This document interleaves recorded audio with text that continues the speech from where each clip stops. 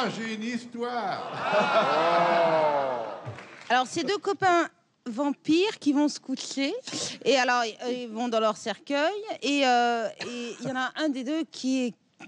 Alors, ils vont se coucher avant que le jour arrive, hein, comme tous les vampires. Et il y en a un des deux qui dit: oh là là, non, je peux pas dormir. J'ai pas eu mon comptant de sang aujourd'hui. Vraiment, ça me manque. Il me faut du sang. Il me faut du sang. Et son copain lui dit: mais t'as plus le temps maintenant. Regarde, le jour va se lever. Faut pas que tu sortes. Tu vas être coincé et tout. Non, non, reste là. Et l'autre il dit: non, non, non, non. Il me faut du sang. Il me faut du sang. Il sort du cercueil et il sort du cercueil. Et puis, quelques minutes plus tard, il revient alors que le jour commençait à poindre.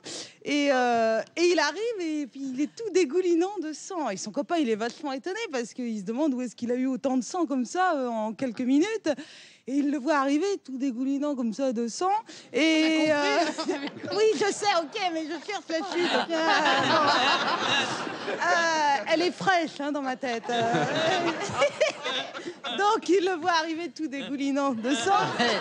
Avant que le jour ne pointe. Avant que le jour ne pointe. Et puis, il lui dit: mais où t'as trouvé tout ce sang? Mais pourquoi t'es revenu comme ça avec autant de sang? Et alors, le copain vampire, donc, lui dit: tu vois, je suis sortie du cercueil, oui, j'ai pris la petite route, oui. C'est frais dans ma tête. Et tu vois le poteau? Oui, et ben moi je l'ai pas vu.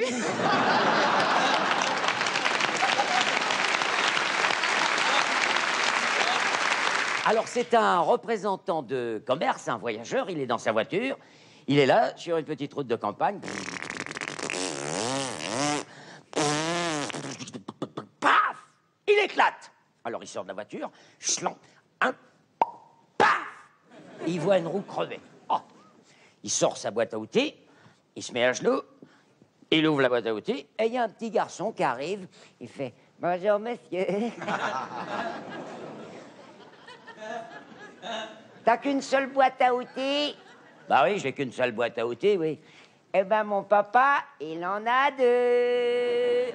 Ouais, bah, il peut en avoir deux. Alors, il sort une clé à monette et il commence à dévisser une roue et le petit garçon fait: t'as qu'une clé à molette? Eh ben, mon papa, il en a deux. Ouais, bah, il en a peut-être deux, très bien, parfait. Il sort un tournevis. Il fait: t'as qu'un tournevis? Ben, mon papa, il en a deux. Et puis il en a marre, et puis il a surtout envie de pisser, alors il se met près d'un arbre, comme ça, et puis, hop là, et il y a le petit garçon qui arrive, il fait: qu'est-ce que tu fais? Ah, regarde, fous-moi la paix, fous-moi la paix.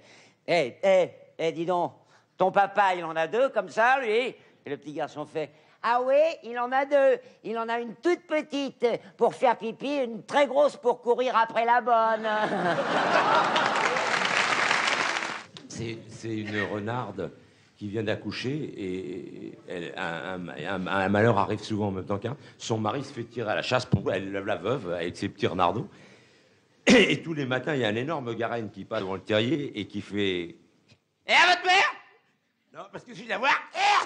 Bon, alors, et le lendemain matin, il repasse et fait: et à votre maman? Non, parce que je suis la voir, votre maman. Et un beau jour, les raveuses en ont marre. Il dit: maman, tu sais ce qu'il dit, le gros lapin de garenne qui passe le matin? Non, si jamais il t'attrape, il tire. Il dit ça, leur dit: bougez pas demain matin. Le lendemain matin, il y a le lapin de garenne qui repasse et il fait: et votre mère? Et il fait: non, elle n'est pas là, parce que si je la vois, la renarde sort comme une folle. Puis comme elle est encore un peu haute, qu'elle vient d'avoir ses couches, elle court pas assez vite, alors il prend juste des petits bouts de poil de la queue, et il rentre dans un terrier, il se fonce dans un terrier, elle le suit, et comme elle est encore un peu grosse de ses couches, elle reste coincée, le cul dehors, alors il fait vite le tour, il lève la queue, il fait: oh, c'est pas terrible, mais comme j'ai promis au petit.